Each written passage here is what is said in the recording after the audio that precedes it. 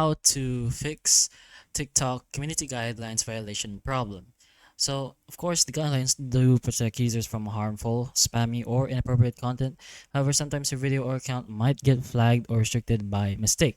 So, there are steps to potentially fix or appeal the issue. So, if you do get the notification, all you have to do is open that. It could be found in your inbox from TikTok. So look for a message that says your post or account violated the community guidelines. So tap the message to see which rule was allegedly broken.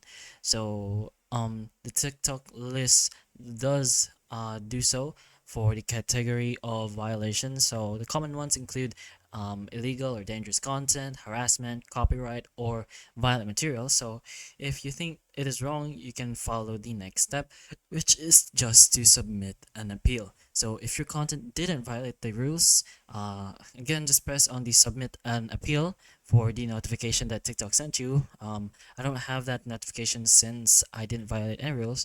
So explain why the removal or restriction is a mistake, and all you have to do is wait for 24 to 72 hours since reviews usually take that much time. So be specific.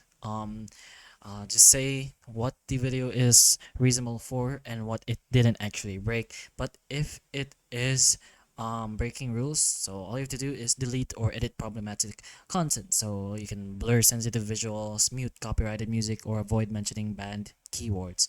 But anyways, you can just check your account status over here in the settings and privacy and into your account over there, and then the account status. You'll see if your account has restrictions, warnings, or bans. And if there's a warning, it resets automatically after a few clean weeks of activity. But anyways, the last resort is contacting TikTok support, which is usually just found here in report a problem and support. But hopefully the information of this video can help you, and if it can, please like and subscribe for more videos like this, and that's all.